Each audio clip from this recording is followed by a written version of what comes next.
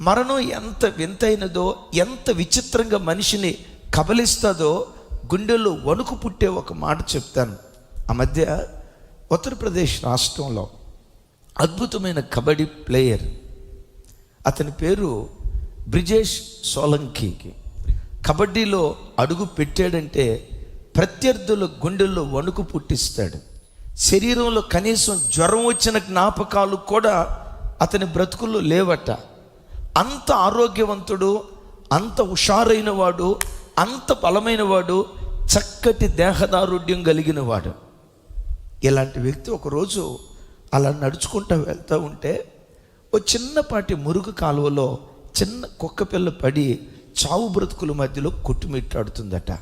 అయ్యో పాపం, ఇది చావు బ్రతుకుల మధ్యలో కొట్టుమిట్టాడుతుందని వెంటనే వంగి ఆ కుక్క పిల్లను బయటకు తీసి దానికి శుభ్రం చేస్తూ ఉన్నాడు. ఈ పరంపరలో కుక్క పిల్ల అప్రయత్నంగా ఏం చేసిందో తెలుసా? గోళ్లతో ఆయన గీరిందట. అలా గీరినప్పుడు చిన్నపాటి గాయం కలిగి కొంచెం రక్తం అలా బయటకు వచ్చింది. ఇది చిన్నది కదా, ఇది చిన్న కుక్క పిల్ల, ఈ గీత నన్నేం చేస్తుంది అని తన పని నిమిత్తం తాను వెళ్ళాడు. విచిత్రం తెలుసా? 3 నెలల లోపు శరీరంలో ఏదో మార్పు కలుగుతుంది. ఎలాంటి మార్పు తెలుసా? కుక్క నడిచినట్టుగా నడుస్తున్నాడంట. ఏంటిది? కుక్క నడిచినట్లుగా నేను నడవటం ఏంటి? అంతటితో ఆగల, కుక్కలాగా బౌ బౌ బౌ బౌ అని నడుస్తున్నాడట. తెలిసిన డాక్టర్ల దగ్గరికి తీసుకెళ్ళారు. విచిత్రం ఏంటో తెలుసా? అతనికి రేబీస్ వ్యాధి అనే వచ్చిందని. అయ్యా, ఈయన బ్రతికించాలంటే ఏం చేయాలి? భారతదేశంలో ఉన్న డాక్టర్లందరూ చేరి ఆయన బ్రతికించాలని రకరకాలుగా ప్రయత్నం చేశారు.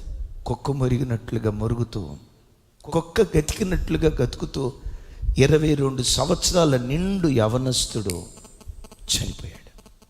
బిడ్డలారా, భయపెట్టాలని కాదు, నీ మరణం ఎప్పుడుందో, నీ మరణ గడియ ఏ రోజుందో, ఎక్కడ ఎప్పుడు ఎలా రాలిపోతావో ప్రపంచంలో ఎవరికి తెలియదు. రాజీవ్ గాంధీకి తెలుసా మెడ్రాస్లో తను రాలిపోతానని? ఇందిరాగాంధీకి తెలుసా తన కావలివాడిగా ఉన్న సైనికుడే తనను చంపేస్తాడే? తన ఇంట్లో ఉన్న ఫ్యానే తనకు ఉరితాడై తను ఆత్మహత్య చేసుకొని చనిపోతానని కోడెల శివప్రసాద్ గారు అనుకున్నాడా? ఆ ప్రజల కొరకు పరిపాలన చేయటానికి ప్రయాణమే వెళ్తున్న వైఎస్ రాజశేఖర రెడ్డి గారు మన కళ్ళ ముందు వారందరి జీవితాలు ఎలా ముగించబడ్డాయో ఒకసారి చూస్తారా? ఎప్పుడు, ఎక్కడ, ఎలా రాలిపోతుందో తెలియదు.